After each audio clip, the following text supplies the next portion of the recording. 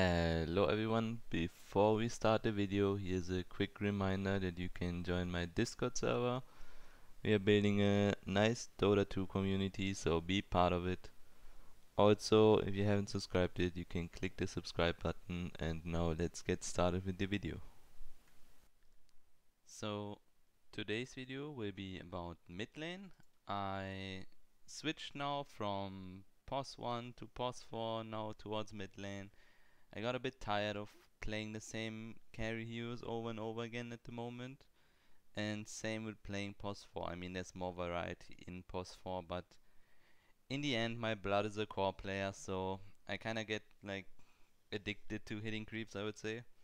So here I play Shadowfiend, and in this game I want to show you the laning stage with Shadowfiend, what you do with this hero to dominate your lane, because this hero is a lane dominator, especially against melee heroes. Monkey King is a bit tricky though. If he gets the Jingo stacks and can get a Bounder Strike on you, you can die easily. So you need to be a bit careful, but for most of the common mid lane heroes that are melee, Shadowfiend is just destroying them over and over again.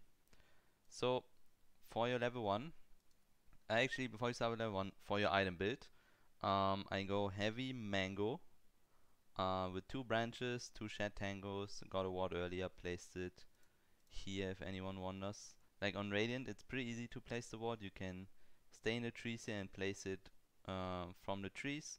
So you can get vision on the bottom rune, can get vision on the high ground, and it's just a nice ward to have. It can get dewarded easily if they do this trick where they walk into this corner here and then the tower hits you.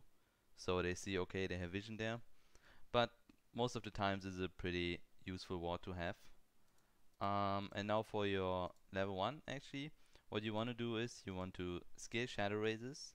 There's no way in any case that you should get the Necromastery at level 1. And what you do is you start very mango heavy and just spam Shadow Raises on your opponent. Like how I do here. I give him short range, melee range, and then even long range. And you need to do that. Sometimes you need to sacrifice even creep kills for that. Because if you don't spam the Shadow Raises on the early levels, like your level 1 is so weak, you have 44 damage, it's very tough to get last hits like that. And by spamming the raises, I can get denies, I can get creep kills without committing my raises, so I can use them more to harass them. If you lane against a range hero, it's a bit different story. There you kinda need to spam your Shadow Raises to get the creep kills. But here again, okay, I missed that one, but here he goes for the creeps. I give him the short one, I give him the long range race, and I just try to keep him low HP. Not only he gets the like he can't man up on me. As you can see here, I'm still going hyper aggressive, spamming the raises on him. And now he's very low HP. Like I said, he can't man up on me. He can't go for creep kits now because a quick double raise would kill him. So he needs to play very, very careful now. He has to get a Sarf now or some extra tangos, and this gives me time, right? And that's all you want to have with this hero is time in the early game that you hit your levels. Like this hero is very level depending. When you get to level 3, it's a big power spike for you. Your Shadow Raises become a lot stronger. You can have a point in Necromastery then, or you should have a point in Necromastery then. And then you can build up right click damage and have a lot of nuking damage. So for items then, I buy a bottle. I always rush bottle on this hero. It's just very useful to have more HP and mana regen to just spam your raises. That's all you want to do is like spam raise, spam raise, spam raise. As much as you can on your opponents. So here I probably show the last example now again that I just spam raises on him.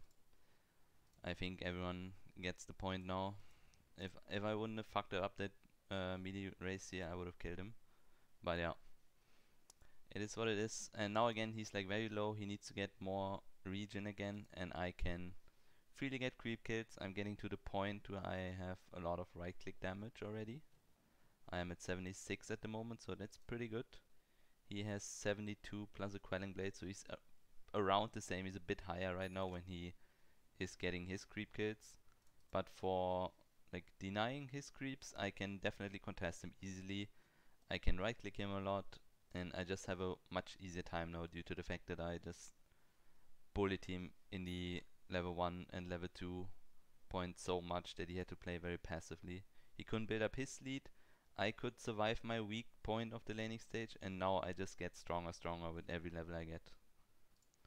So here's a scenario that should not really happen, like him getting the DD rune here is not well played by a support in my team. Like they should camp runes for sure, because what this DD does is it kind of brings him back into the laning stage. If I would have gotten a DD in my bottle here, he would be done. Like his laning stage would be completely wrecked. And then especially here like Monkey King, how does he really recover? He can't really recover that well. Like he would not be able to farm jungle with his skill points, and he would not be able to lane against me. So the DD is like kinda keeping him alive at the moment. If I had a support rotation towards the rune here, couldn't have take the DD from him. And even if just my support takes the DD, we can go on Monkey King or at least prevent him from getting that. So I don't have to play that passive. Like here now I tried to juke that, but he didn't jump. He had no mana. So kinda like took myself into a bad position. And I think I'm dying for that. Yeah. Yeah, that was not so well played by me. Like I should have knew he had no mana to jump. So there was no need to step back and try to juke the jump. But I think you get my point. But what you can do is, when you don't get the rune, like sometimes the support can't rotate because they died or are in a fight or whatever. If you're a 5 player, like this is a tip for a 5 player now. If you're a 5 player and you are in the base at the moment and your mid laner has an empty bottle, TP in, refill it. Like, you lose nothing, you can immediately walk to your safe lane then, either top or bottom depending on where you are on Dire or Radiant. But you just help out so much, and that's really needed. I think a lot of people don't understand that mid laning is not the classic 1v1 it used to be in, like, I don't know, 5, 6, 7 years ago, where you flamed your mid laner when he lost, or you said like, nice, he carried me when he won. Like the game changed, and you also need to adapt your gameplay on how it changed. So what you see right now is a mega tryhard play, and it's very advanced, and it's probably pretty difficult to execute in your random pub game, but if you can pull it off, it will increase your winning chance by a lot. So what I did was, I knew, okay, 10 minutes siege creeps are spawning. That's why I called my teammates in, hey, come towards mid lane, we can push the mid tower. It's basically a free tower push with the catapult. They don't have any hero that can push out waves, and Monkey King can't like defend the tower alone, right? Like he can't really go on me when I have someone behind me, and if he goes on someone else, I can just freely raise him and use my Requiem, and he has like no chance of getting Jingo stacks. So that's a checkmate situation for him. And this was a party game right now, so it's a bit easier. But if you can manage to do that in your normal pub game, doesn't matter what rating you are, it's very, very helpful. Like if we go and play perspective and then skip a bit, we're gonna take the mid tower basically for free here. Even get a kill on Monkey King. Even called center in to like come and take the mid tower. And what this does now, it looks so simple and like, oh, it's just a mid tower, what does it do now? It basically opens a whole new world for you, getting the mid tower so early. You can invade the jungle from here, you can ward their jungle now, you can flank them easier on their safe lane, you can catch their safe laner farming the jungle and so on. So this is such a big advantage we have right now, having the mid lane tower killed, and our mid lane tower is still at full health basically. So here's another example from a Shadowfiend game. I did a similar start, skilled my Shadow Race, got 3 mangoes, bought a stick, I'm laning against the Zeus. Zeus is one of the heroes you can easily destroy with Shadowfiend, but you can also easily fuck up, so you gotta be a bit careful. And I follow the same formula I used in the game before. Gonna spam him as much as I can with my raises. I try to like get him away from the creeps. He has a long range nuke to get creeps, so that's kinda difficult. But that's basically what I try to do. And what's interesting about this game is I want to show you my item build, what items I buy, because I think this is a long forgotten ancient build. Basically, I did not buy Utes, I did not buy Blink or Boots of Travel or whatever you buy right now in Shadowfiend. I went for the right click build. Why did I do that? Well, looking at the enemy team is they have a lone druid, and it's pretty difficult to execute your Utes combo on lone druid. Like, he could fear you in the early game with his bear if you Yule him. He can root or bash you while you're using your Requiem. So if he bashes you, the channeling stops, and if you're rooted, like, you're gonna take a ton of damage. If you have a BKB, obviously you don't really take that damage then. But even not only looking at Lone Druid, there's a Warlock too. He can always interrupt my combo with his with his Chaotic Offering. And then there's a Sven, there's a Patch. Like, all these heroes are very very tanky and can't really kill someone with my Requiem combo. It's only Zeus and Warlock that I could easily kill. Therefore, I decided to go a different item build, going with the right click item build. Also very good against the Golem and the Bear, of course. Having the right click item build, you're gonna provide a lot of minus armor, and then you're gonna click a lot harder. Also, having Magnus on my team helps out. If he empowers me when I have a lot of agility, I do even more damage. So the right click build does make a lot of sense in some games. Not in every game, but in, I would say, in actually quite a lot of games, the right click Shadowfiend is very strong. And what you buy then is, you get like power treads, and you can go Yasha or drums. I would go Yasha. I'm not really the biggest fan of drums right now. Would still get a bottle though, because it just helps you out for the laning stage. You max out Shadow Rays and Necromastery, so nothing special. You get a point in your ult. Don't scale your aura that early. You get, but for talents, you get like the different talents.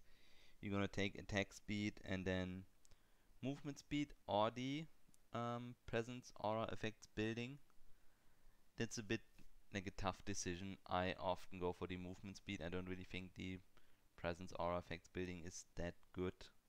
I mean, it's actually pretty good. It's -7 armor, it's like a desolator almost. But I just feel like the movement speed helps out in the fight more. And then you go +3 damage per soul. And level 25 you still go the cooldown reduction. And what a lot of people like underestimate, you get actually a lot of damage from Necromastery with this talent. If we take a look, we get 4 damage per soul, and we get up to 20 souls. And we get +3 damage per soul if we hit level 20.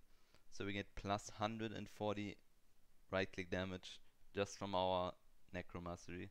And that is quite a lot and makes you like very very strong, even without a lot of damage items.